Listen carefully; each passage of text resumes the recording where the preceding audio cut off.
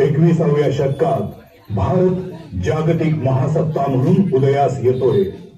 वैज्ञानिक प्रगती, खगोल विश्वातील भरारी आणि लष्करी सामर्थ्य या त्रिसूत्रीवर भारत वैश्विक स्तरावर आपली स्वतंत्र ओळख निर्माण करण्यात यशस्वी झालाय. जगातील सर्वात मोठी लोकशाही असलेल्या भारत देशानं अहिंसा, विज्ञानवाद आणि विकासाची भूमिका घेत आंतरराष्ट्रीय स्तरावर संस्कृतीचं कृतिशील रक्षण केलंय. आणि त्याच वेळी प्रगत तंत्रज्ञानाला मेक इन इंडियाची जोड देत प्रत्येक भारतीयामध्ये स्वदेशी आणि आत्मनिर्भरतेची पेरणी केली.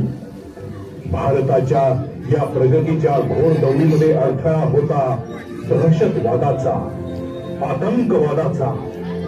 स्वातंत्र्यानंतरच्या 70 वर्षात भारताला सर्वाधिक चटके बसले दहशतवादी कारवायांचे.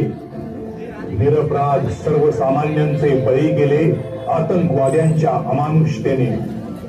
दहशतवादी कारवायांनी भारताला अक्षरशः घेरले.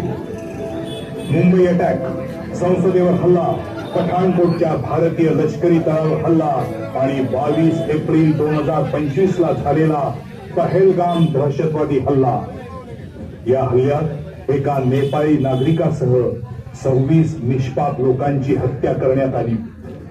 संपूर्ण भारत देश पाकिस्तानच्या पाठिंब्यातून होणाऱ्या दहशतवादी हल्ल्यामुळे पेटून उठला. पंतप्रधान नरेंद्र मोदी यांनी या हल्ल्याचा तीव्र निषेध करत भारत या दहशतवादी हल्ल्याला कदापि क्षमा करणार नाही असं सांगत कठोर कारवाईचे संकेत दिले. पहलगाम हल्ल्याचा सडेतोड बदला घेण्यासाठी 7 सदस्यांचं राष्ट्रीय सुरक्षा सल्लागार मंडळ यांच्यासह इंडियन आर्मीची तिन्ही दलं शस्त्रसज्ज झाली. 6 आणि 7 मे 2025 रोजी भारतीय सशस्त्र दलांनी ऑपरेशन सिंदूर सुरू केलं, जे केवळ लष्करी कारवाई नव्हे तर भारताच्या सार्वभौमत्वाबद्दल, सामर्थ्याबद्दल आणि दहशतवादाविरुद्धच्या धोरणाबद्दल सरकारच्या जबाबदारीचं प्रभावी आणि निर्णायक प्रदर्शन होतं. हे आहे पहलगाम, भारताच्या जम्मू आणि काश्मीर राज्यातील अनंतनाग जिल्ह्यातील एक गाव. जम्मू आणि काश्मीर खोऱ्यातील एक प्रमुख पर्यटन स्थळ. इथली हिरवीगार कुरणं आणि निर्मळ पाणी दरवर्षी जगभरातील हजारो पर्यटकांना आकर्षित करतं. 22 एप्रिल 2025 रोजी पहलगाम येथील बैसरन कोरणात M4 कार्बाइन आणि AK-47 सज्ज असलेल्या 5 सशस्त्र दहशतवाद्यांनी पर्यटकांच्या एका गटावर हल्ला चढवला, ज्यामध्ये 26 लोक मृत्युमुखी पडले आणि अनेक जण जखमी झाले.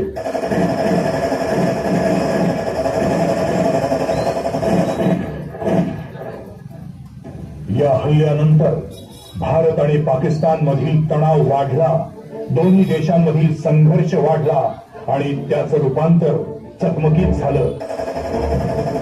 भारतानं पाकिस्तानवर सीमापार दहशतवादाला पाठिंबा देण्याचा आरोप केला आणि सिंधू पाणी करार रद्द केला. पाकिस्तानी राजदूतांना भारतातून हद्दपार केलं आणि सीमा बंद केल्या. भारतात हिंसेचं, विध्वंसाचं थैमान घातलेल्या दहशतवाद्यांना कायमचा धडा शिकवण्यासाठी नियंत्रण रेषेपलीकडे आणि पाकिस्तानच्या आत असलेल्या दहशतवाद्यांच्या पायाभूत सुविधा नष्ट करण्यासाठी एक दंडात्मक आणि लक्षित मोहीम करण्यात आली. त्याचं नाव होतं ऑपरेशन सिंदूर.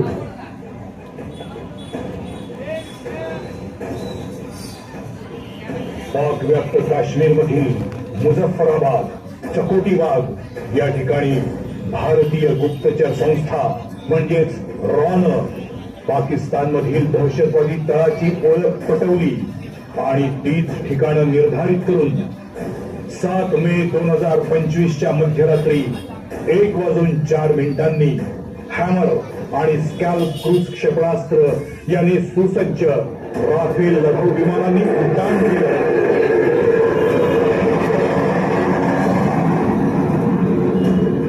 बहावलपूर, मुरिदके, सर्जन, सियालकोट, भिंबर या दहशतवादी तळांवर हल्ला चढवला.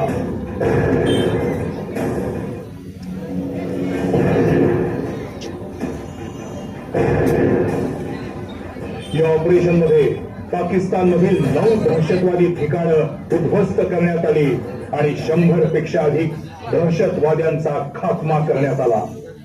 या कारवाईत भारतानं पाकिस्तानच्या आज 100 किलोमीटर अंतरावर असलेल्या 4 दहशतवादी तळांना लक्ष्य केलं आणि पीओके मधील 5 दहशतवादी तळ उद्ध्वस्त केले.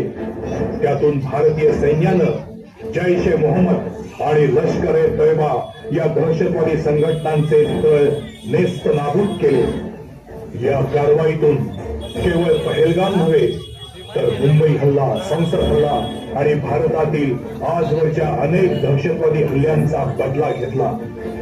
या हल्ल्याला प्रत्युत्तर म्हणून पाकिस्ताननं 8 आणि 9 मे 2025च्या रात्री भारतीय हवाई क्षेत्राचं उल्लंघन केलं. लेह ते सरक्रीक पर्यंत 36 ठिकाणी 300 ते 400 कामिकाझे ड्रोननं लष्करी पायाभूत सुविधांना लक्ष्य करण्याचा प्रयत्न केला. पण पाकिस्तानच्या या हल्ल्यांना परतवून लावण्यासाठी भारतीय लष्करानं S-400 आणि आकाश तीर हवाई संरक्षण प्रणाली कार्यान्वित केली.